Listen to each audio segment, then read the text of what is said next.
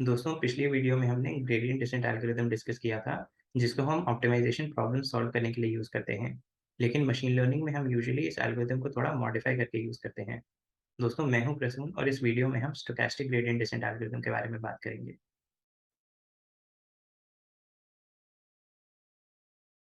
पहले समझते हैं कि हम ग्रेडिएंट डिसेंट को मशीन लर्निंग में कैसे यूज़ करते हैं।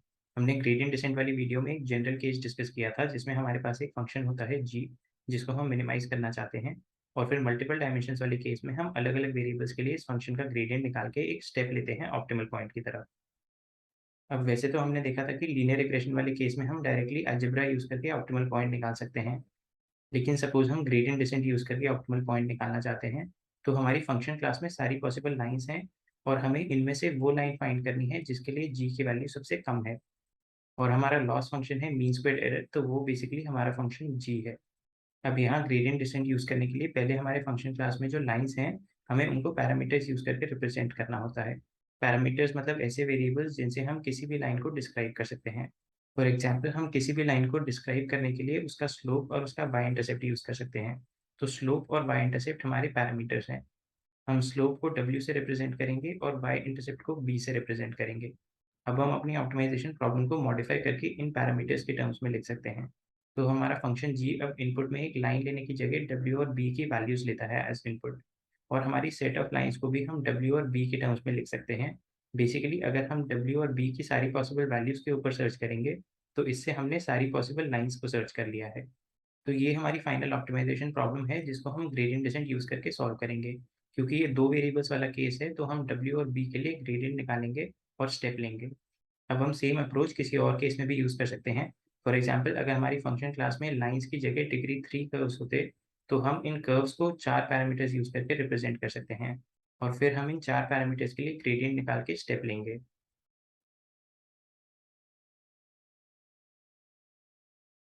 अभी तक हमने देखा कि हम कैसे ग्रेडिएंट डिसेंट को मशीन लर्निंग में यूज़ करते हैं, लेकिन इस प्रोसेस को हम थोड़ा इम्प्रूव कर सकते हैं। चलिए देखते हैं कि हम ये कैसे करते हैं।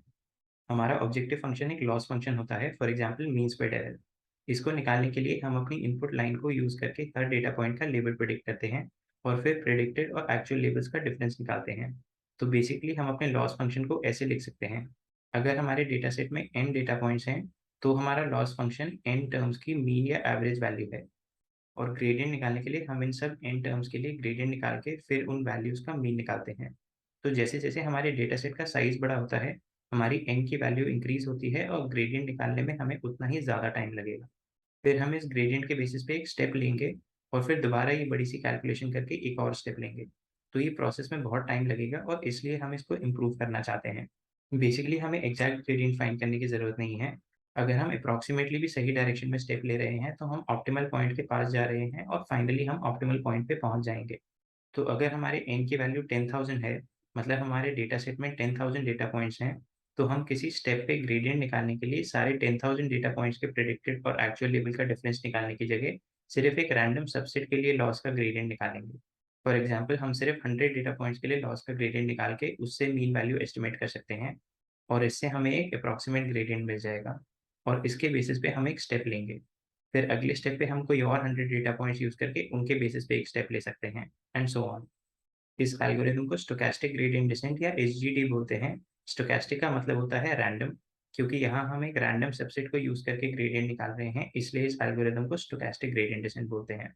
यूजुअली हम मशीन लर्निंग में जब भी ग्रेडिएंट डिसेंट यूज़ करते हैं, तो हम एसजीडी ही यूज़ करते हैं, क्योंकि ये नॉर्मल ग्रेडिएंट डिसेंट से बहुत ज़्यादा फास्ट होता है। नॉर्मल ग्रेडिएंट डिसेंट को हम बैच ग्रेडिएंट डिसेंट बोलते हैं। बैच का मतलब होता है एक ग्रुप या सेट। क्योंकि हम अपना पूरा डेटा सेट यूज़ कर रहे हैं ग्रेडिएंट निकालने के लिए, इसलिए इसे बैच ग्रेडिएंट डिसेंट बोलते हैं। अभी तक हमने बैच ग्रेडिएंट डिसेंट और स्टोचैस्टिक ग्रेडिएंट डिसेंट के अपडेट रूल्स डिस्कस किए। अब देखते हैं कि हम इनको जब विजुअलाइज करते हैं, तो हमें क्या डिफरेंस देखने को मिलता है। तो सपोज हमारे पास दो पैरामीटर्स हैं w और b और हमारा फंक्शन g कुछ ऐसा दिखता है। इसको हम टॉप व्यू से विजुअलाइज कर सकते हैं। बेसिकली जिन पॉइंट्स पे लॉस की वैल्यू सेम है, उन पॉइंट्स को हम एक लाइन से रिप्रेजेंट करते हैं। इन लाइन्स को कॉन्टूर लाइन्स बोलते हैं और इस प्लॉट को कॉन्टूर प्लॉट बोलते हैं। तो इस ग्राफ में हमारा ऑप्टिमल पॉइंट यहाँ है। अब सपोज हम इस पॉइंट से अपना एल्गोरिदम स्टार्ट करते हैं, तो बैच ग्रेडिएंट डिसेंट में हम ग्रेडिएंट की एग्जैक्ट वैल्यू फाइंड करके स्टेप लेंगे और इस प्रोसेस को रिपीट करेंगे तो हमारा पाथ कुछ ऐसा दिखेगा। स्टोचैस्टिक ग्रेडिएंट डिसेंट में क्योंकि हम अप्रॉक्सिमेट ग्रेडिएंट की वैल्यू यूज़ कर रहे हैं, इसलिए हमारे स्टेप्स थोड़े रैंडम होंगे, लेकिन हम फाइनली ऑप्टिमल पॉइंट पे पहुँच जाएँगे। गेंद तो ससुरी सीधी सीधी आवत है, लेकिन मुर्गी भागत है टेढ़ी मेढ़ी। अभी तक हमने देखा कि हम स्टोचैस्टिक ग्रेडिएंट डिसेंट में अपने डेटा सेट का एक सबसेट यूज़ करते हैं स्टेप लेने के लिए। फॉर एग्ज़ाम्पल अगर हमारे डेटा सेट में 10,000 डेटा पॉइंट्स हैं, तो हो सकता है कि हम हर स्टेप पे 100 डेटा पॉइंट्स यूज़ करें। तो ये जो हमारा सबसेट है, इसको मिनी बैच बोलते हैं और इसके साइज़ को बैच साइज़ बोलते हैं। तो इस एग्ज़ाम्पल में हमारा बैच साइज़ है 100। ये भी लर्निंग रेट की ही तरह एक हाइपर पैरामीटर है। इसकी वैल्यू अगर बहुत कम होती है, तो हमारे ग्रेडिएंट का एस्टीमेट काफ़ी नॉइज़ी हो सकता है, लेकिन हर स्टेप पे हमारी कैलकुलेशन बहुत फ़ास्ट होगी। और अगर इसकी वैल्यू बहुत ज़्यादा होती है, तो हमारे ग्रेडिएंट का एस्टीमेट काफ़ी एक्यूरेट हो सकता है, लेकिन हर स्टेप पे हमारी कैलकुलेशन में बहुत टाइम लगेगा। तो हम यहाँ भी यूजुअली एक बीच की वैल्यू यूज़ करते हैं।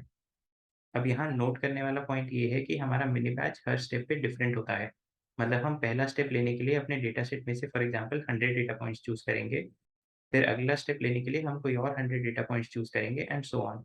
लेकिन हमारा बैच साइज़ यूजुअली फिक्स रहता है, मतलब हम हर स्टेप के लिए 100 डेटा पॉइंट्स ही यूज़ करेंगे। तो दोस्तों फिलहाल इस वीडियो में इतना ही। चलिए रिव्यू कर लेते हैं हमने जो भी देखा है उसे। पहले हमने देखा कि हम अपने फंक्शंस को पैरामीटर्स यूज़ करके रिप्रेज़ेंट करते हैं। फॉर एग्ज़ाम्पल लाइन्स को रिप्रेज़ेंट करने के लिए हम स्लोप और वाई इंटरसेप्ट यूज़ कर सकते हैं। इससे हम अपनी ऑप्टिमाइज़ेशन प्रॉब्लम को इन पैरामीटर्स यूज़ करके लिख सकते हैं। फिर हमने ग्रेडिएंट डिसेंट की एक फास्टर अप्रोच डिस्कस करी। ओरिजिनल एल्गोरिदम में हम पूरे डेटा सेट को यूज़ करके हर स्टेप पे ग्रेडिएंट निकालते हैं। इसको बैच ग्रेडिएंट डिसेंट बोलते हैं। लेकिन हम पूरे डेटा सेट को यूज़ करने की जगह एक छोटा सबसेट यूज़ कर सकते हैं अप्रॉक्सिमेट ग्रेडिएंट फाइंड करने के लिए। इसको स्टोचैस्टिक ग्रेडिएंट डिसेंट या एसजीडी बोलते हैं। उसके बाद हमने बैच ग्रेडिएंट डिसेंट और स्टोचैस्टिक ग्रेडिएंट डिसेंट के बीच के डिफरेंस को विजुअलाइज़ किया। बैच ग्रेडिएंट डिसेंट में क्योंकि हम एग्जैक्ट ग्रेडिएंट यूज़ कर रहे हैं, इसलिए हम स्मूथली ऑप्टिमल पॉइंट की तरफ जाते हैं। स्टोचैस्टिक ग्रेडिएंट डिसेंट में नॉइज़ी ग्रेडिएंट्स यूज़ करने की वजह से हमारा पाथ स्मूथ नहीं होता। फाइनली हमने कुछ और टर्मिनोलॉजी डिस्कस करी। हर स्टेप पे हम जो सबसेट यूज़ करते हैं, उसको मिनी बैच बोलते हैं और इस सबसेट के साइज़ को बैच साइज़ बोलते हैं। दोस्तों अगर आपको ये वीडियो पसंद आई तो इसे लाइक और शेयर ज़रूर कीजिए और चैनल को सब्सक्राइब करना मत भूलिए।